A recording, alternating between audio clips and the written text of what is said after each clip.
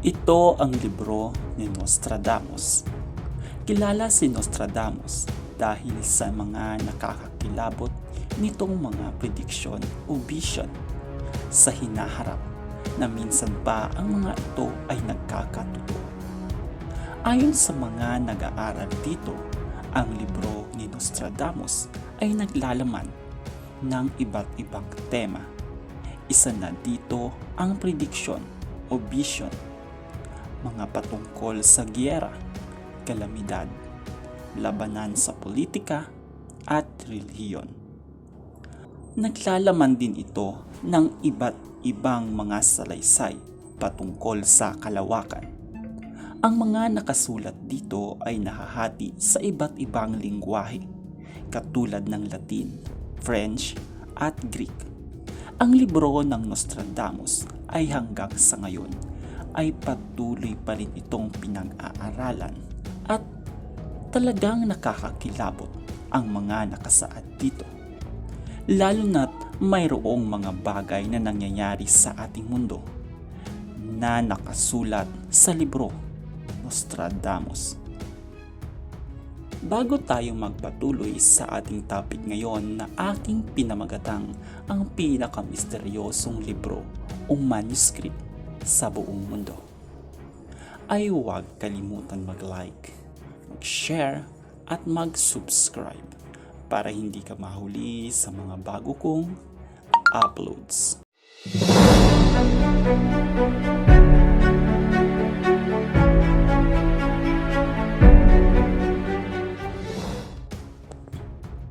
Ang libro ng Soyga. Ang libro ng Soyga ay sinasabing nabuo noong ika-16th century. Lingwaheng Latin ang mga nakasulat sa bawat pahina dito.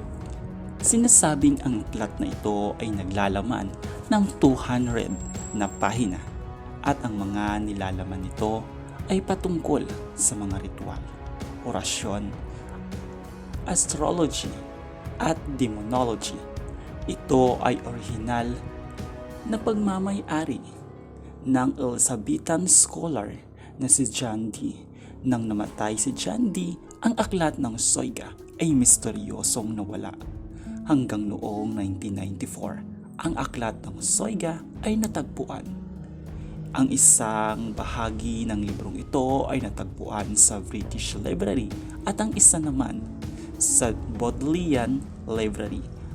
Ang isa sa mga pinakamisteryosong aklat ng Soyga ay walang sinuman ang nakakaalam at paano basahin ang mga nakasulat dito, na hanggang sa ngayon ay patuloy pa rin itong pinag-aaralan. Nang mawala ang libro ng Soyga, ay kasabay din ng pagkawala at pagbabago nito, na hanggang sa ngayon ay nakabase na lamang ang paglalarawan sa aklat kung ano ang mga ipinapapakita ng mga guhit o mga larawan na napapaloob dito. Voynich Manuscript. Ang Voynich Manuscript ay isang sulatin o manuscript na isa sa pinakamisteryoso dahil sa walang sinuman ang nakakaalam o nakakabasa ng mga sulating nakapaloob dito. Sinasabing ang manuscript na ito ay naglalaman ng mga mahahalagang bagay sa mundo tulad ng mga halamang gamot, mga kakaibang hayop at mga tao. Ayon sa mga nakaguhit dito na ating makikita ang mga kakaibang halaman o hayop at maging tao.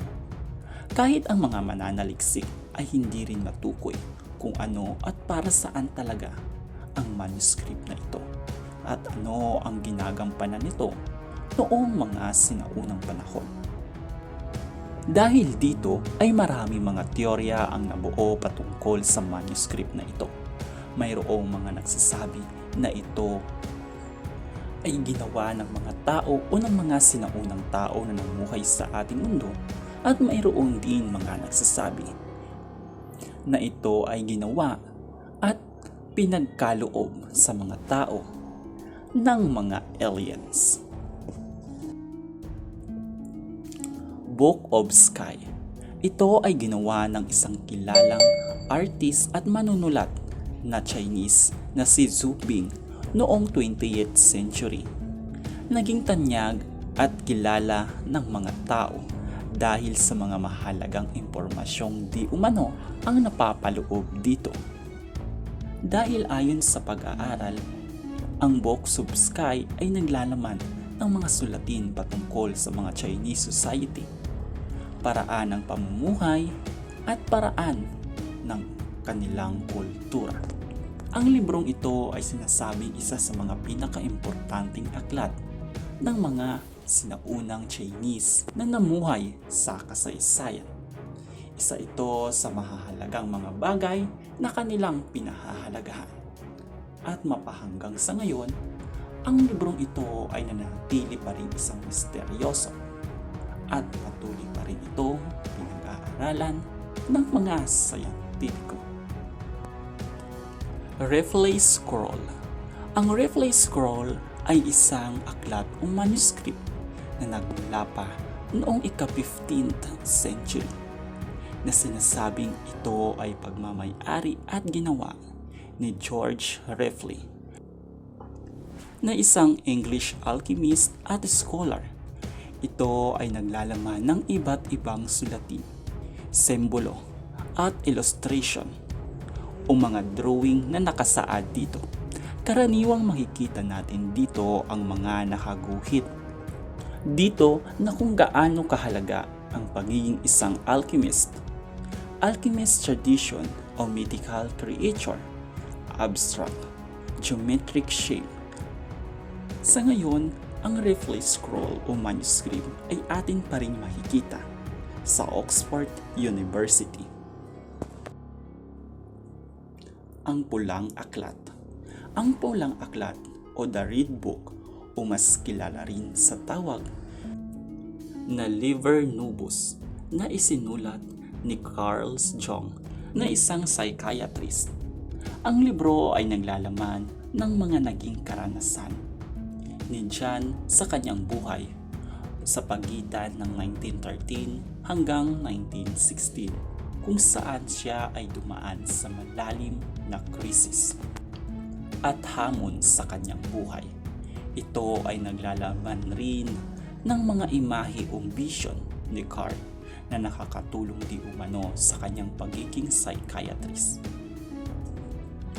At yan ang part 1 ng mga pinakamisteryosong libro o manuscript sa ating mundo. Kung nagustuhan mo ang topic natin ngayon ay huwag kalimutan mag-like, mag-share at mag-subscribe para hindi ka mahuli sa mga bago kong uploads.